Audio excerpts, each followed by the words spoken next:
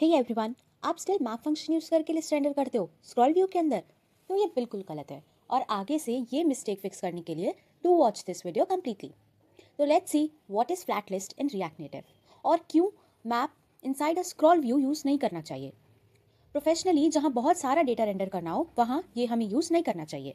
अब पहले map function समझते हैं।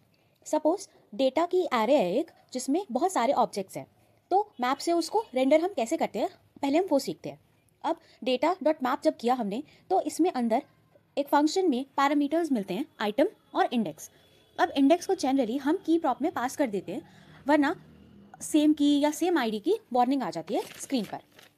और जो ये आइटम हमें मिला ना उसमें हमें हर ऑब्जेक्ट मिलेगा, जो भी डेटा में था उसका हर ऑब्जेक्ट मिलेगा और फिर अंदर हम उस ऑब्जेक्ट की सारी कीज़ को एक्सेस कर सकते हैं।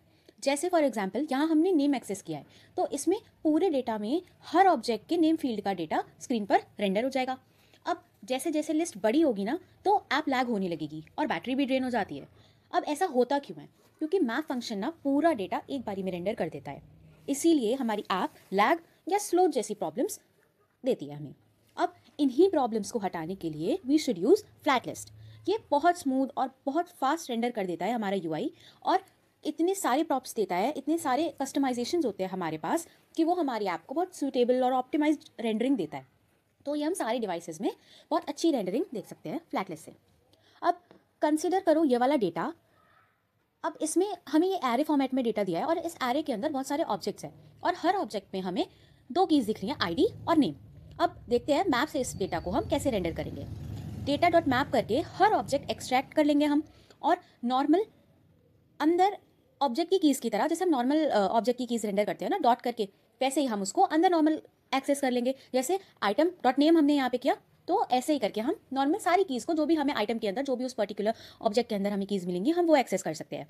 तो अब इसमें आउटपुट क्या होगा? रिएक्ट नेटिव, फिर एक्सपो, फिर जावास्क्रिप्ट। होप मैप बहुत अच्छे से क्लियर हो गया होगा आपको। अब इसी डेटा को हम फ्लैट लिस्ट से रेंडर कराते हैं। पहले तो इंपोर्ट करनी होती है हमें कोड में फ्लैट लिस्ट रिएक्ट नेटिव से, राइट। फिर इसमें ना बहुत सारे प्रॉप्स होते हैं। जैसे डेटा ये प्रॉप है, इसमें हम डेटा डाल देते हैं। की एक्सट्रैक्टर प्रॉप है, इसमें हम यूनिक की देते हैं। जैसे कि हमने यहाँ पर आइटम डॉट आई डी दी है, अगर हम यूनिक की नहीं देते हैं ना इसमें तो हमें वार्निंग आती है। और ये की एक्सट्रैक्टर ये डिनोट करता है कि हर आइटम डिस्टिंक्ट और यूनिक है। अब रेंडर आइटम में वो JSX लिखते हैं जैसे हमें हर आइटम को रेंडर कराना होता है। इसमें जो आइटम है वो वही वाला ऑब्जेक्ट है एक्चुअली, जिसमें हमें नेम और आईडी का जो कीज़ मिल रही है ना वही ऑब्जेक्ट है हमारा, जो यहाँ पर हमें आइटम के अंदर मिलेगा। ठीक है, अब ये भी हमें सेम आउटपुट ही देगा जैसे पहले वाला दे रहा था, रिएक्ट नेटिव फिर एक्सपो और फिर जावास्क्रिप्ट, क्योंकि हमने यहाँ पे टेक्स्ट के अंदर आइटम डॉट नेम ही रेंडर कराया है बस। अब हम कुछ और प्रॉप्स भी देख लेते हैं फ्लैट लिस्ट के, जैसे कि आइटम सेपरेटर। इसमें हम वो JSX लिखते हैं जो हमें हर आइटम के बीच में चाहिए। जैसे यहाँ हर आइटम में हमने कुछ हाइट दे दी है, ऐसे ही बीच में हमें कुछ भी रेंडर कराना हो तो वो हम आइटम सेपरेटर में लिख देते हैं। अब लिस्ट हेडर कॉम्पोनेंट, इसमें हमें जो हेडर में चाहिए ना हम वो लिखेंगे। लिस्ट स्टार्ट होने के पहले ये वाली JSX रेंडर होती है, तो पहला जो भी हमारा आइटम है उससे पहले हमारा हेडर कॉम्पोनेंट हमें दिखता है। सिमिलरली लिस्ट फुटर कॉम्पोनेंट होता है, ये वो JSX होती है जो लिस्ट के खत्म होने के बाद रेंडर होती है। मतलब जब पूरा लिस्ट रेंडर हो जाएगा, जब पूरा डेटा रेंडर हो जाएगा उसके बाद ये वाली JSX रेंडर होती है। अब और भी प्रॉप्स है जैसे कि इनिशियल नाम टू रेंडर, मतलब कितनी बार कितनी आइटम लोड हो जाए फर्स्ट जब भी रेंडर हो हमारा। और भी बहुत सारे प्रॉप्स है, जैसे विंडो साइज होता है हमारा।